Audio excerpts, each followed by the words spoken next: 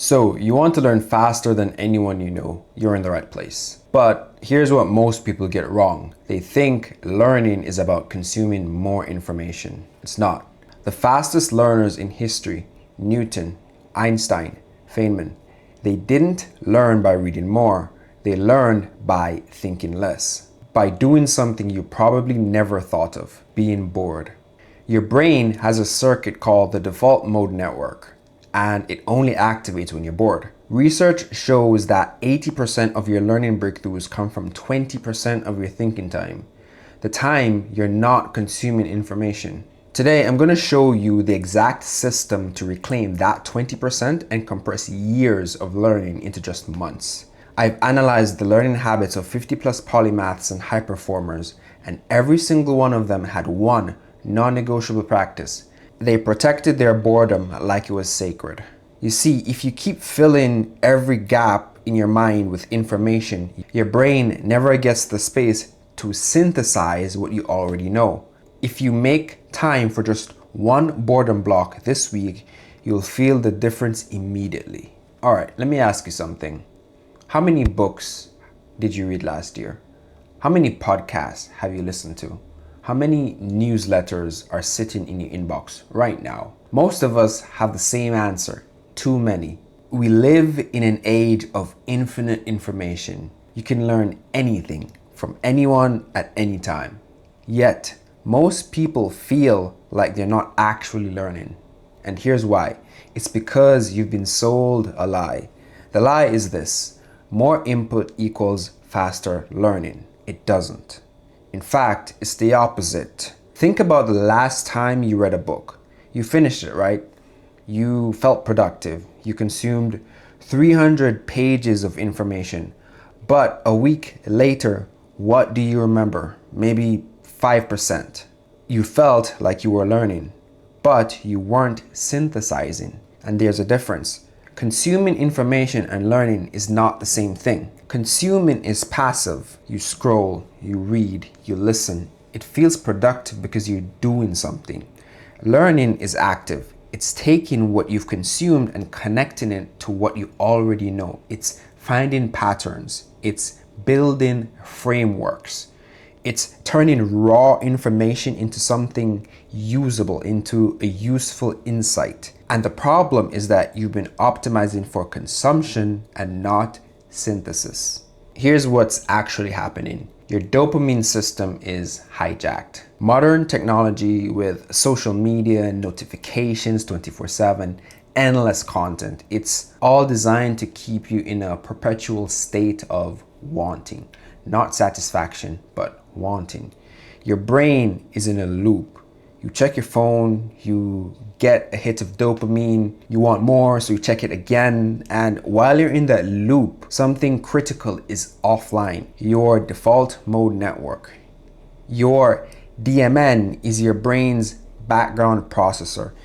It's where synthesis happens. It's where you connect the dots. It's where you see patterns. It's where you have genius insights. It's where learning actually occurs. But the DMN only activates when you're not focused on external stimuli. It happens when you're bored, when you have nothing specific to occupy your mind. And you've trained yourself to never be bored. The moment you feel bored, you reach for your phone or some other form of entertainment to fill the gap. You avoid the discomfort. So your DMN never gets to activate. And without it, you can't synthesize, therefore you can't learn. You're just consuming. Think about what you've optimized in your life. You've probably optimized your sleep, right?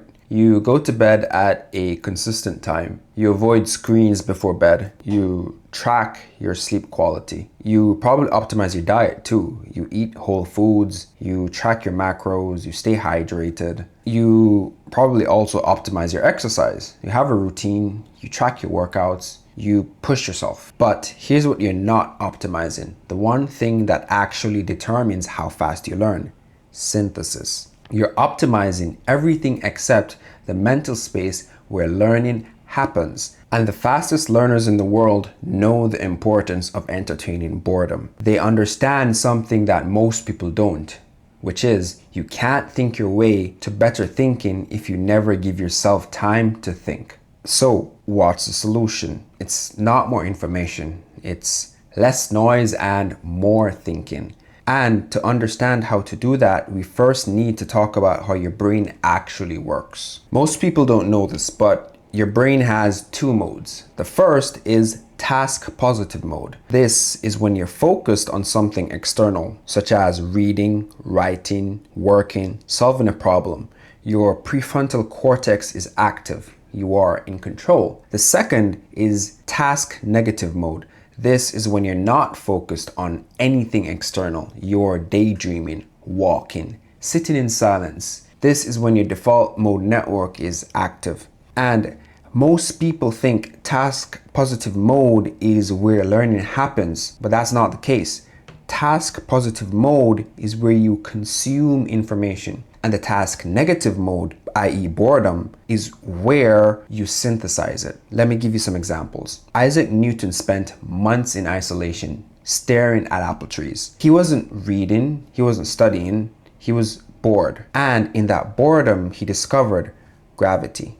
Albert Einstein took long solitary walks where he'd think about nothing in particular, just walking and thinking. And in those walks, he developed the theory of relativity. Richard Feynman would sit in a chair and think about physics problems for hours. No books, no notes, no external input, just thinking. And he became one of the greatest physicists of all time. Those weren't accidents, they were deliberate practices. These people understood that the default mode network is where the real work happens. Now, here's a principle you've definitely heard about that applies to almost everything. The 80-20 rule. 80% of results come from 20% of effort. In learning, it's the same, but here's the twist. That 20% isn't when you're consuming, it's when you're synthesizing. Think about your own learning. When do you have the best ideas?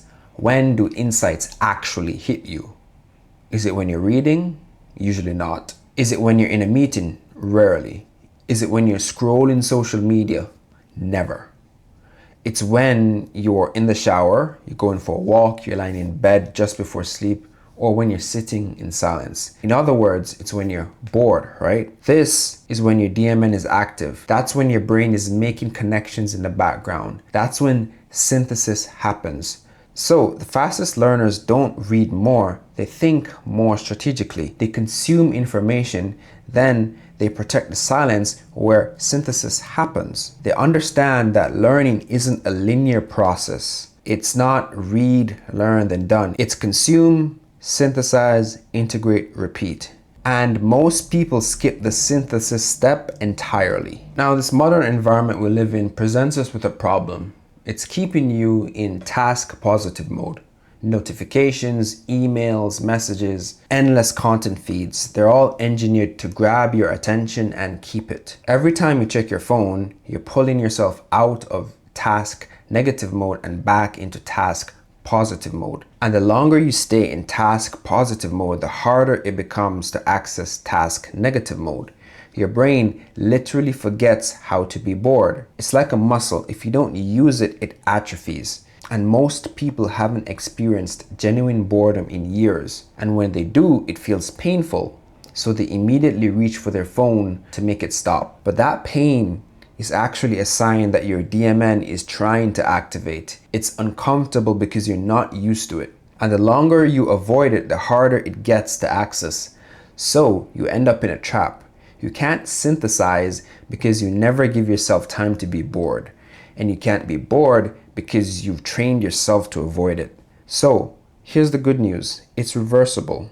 You can reclaim your ability to be bored and you can reactivate your DMN. And I'm going to show you exactly how. All right, the first step is simple. Schedule boredom blocks. It's not meditation, it's not mindfulness, it's nothing with journaling. It's just you scheduling time to be bored. And here's how it works. Week 1, you schedule 15 minutes per day. Then week 2, you up it to 30 minutes per day. And then week 3, you can aim for 60 minutes per day. That's it. Start small and then build the habit. During a boredom block, you do nothing. No phone, no books, no TV, nothing. You just sit there with your thoughts and let your mind wander. That's when the real thinking happens. That's when your DMN activates. And that's when insights will start to surface. Now, I'm going to be honest with you. It's going to be uncomfortable.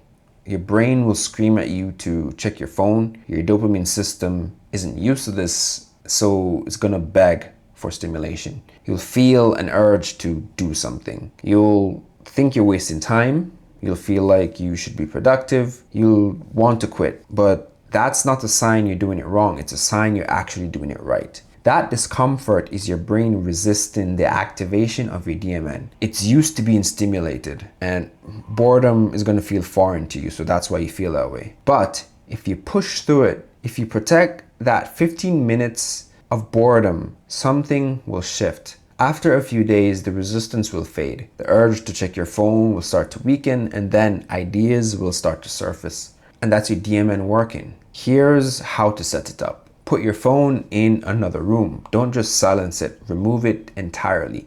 Sit somewhere quiet.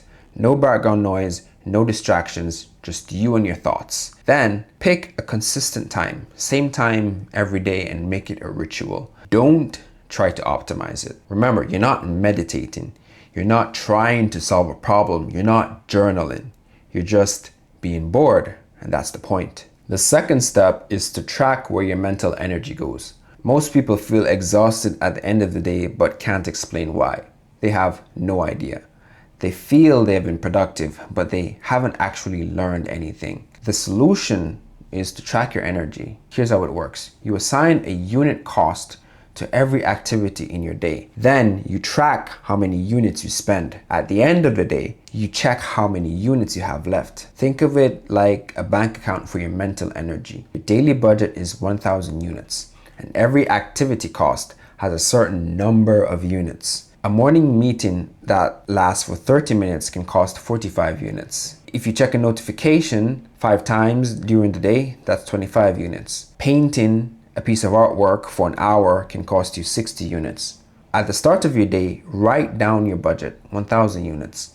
Then throughout the day, you log each activity and subtract its cost. So to break this down, morning meeting, 45 units from the 1,000 units, which leaves you with 955 units. Notifications, 25 units total, which leaves you with 930, and so on and so forth. At the end of the day, you check how many units you have left. And if you have 100 plus units left, you're doing well. You've protected your energy. But if you feel as if you have 0 units left, if you feel completely empty, you spent everything on low leverage activities.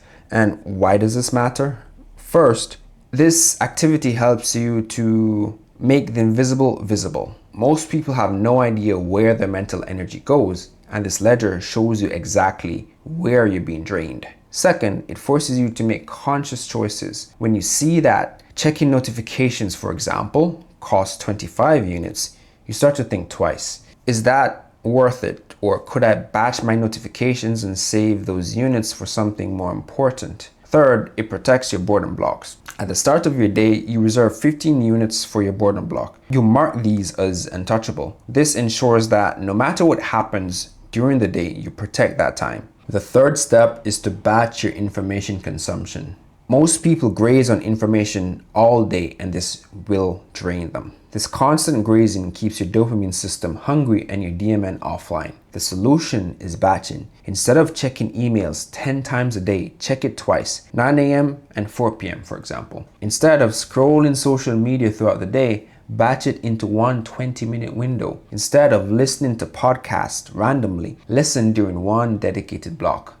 Instead of reading newsletters as they arrive, read them all on Sunday. Why does this work? Well, first, it eliminates the switching tasks. Every time you switch tasks, you lose 20 minutes of focus. And by batching, you eliminate most of these switches. You keep your attention light on for longer stretches. So basically, you're optimizing your focus. Second, it protects your boredom blocks. If you're constantly checking notifications, you can't protect your boredom time. But if you batch your information consumption into designated windows, you create gaps where you're not being interrupted. Those gaps or where your boredom blocks live. Here's a mental model to help you understand this. Think of your attention as a light switch. One switch, your light stays on, illuminating a room. Your current task is fully lit. Flipping the switch repeatedly, the light flickers, right? Your room never stays fully lit, and that flicker is the switching tax, the brief darkness each time you change tasks. If you keep the light on for a longer stretch, you eliminate more of the work you need to do and avoid the energy waste of constantly turning it on and off. Here's how to implement batching. Identify your top 3 information sources. This could be email, social media, news, podcasts. Pick the 3 that consume the most of your time. Now assign a specific time window. Emails could be 9 a.m. and 4 p.m. Social media, 12 p.m. at lunch. Podcasts, 6 p.m. on your way home. Protect everything else as boredom time. Between 10 a.m. and 12 p.m., no notifications, no check-in, just work or boredom. Use a timer. When your batching window is over, you're done. Close the app, move on. This is one of the most powerful changes you can make. It's simple but transformative. Now, step 4 is protecting your boredom. You can schedule boredom blocks, you can track your energy, you can batch your information. But if you don't protect your boredom, none of it matters because you will break. An email will arrive, a notification will come in, someone will text you, and you'll think, oh, I'll just check it this one time. The solution is simple. Treat your boredom block like a non-negotiable meeting with yourself. Put it in a calendar. Turn off your phone. Tell people you're unavailable.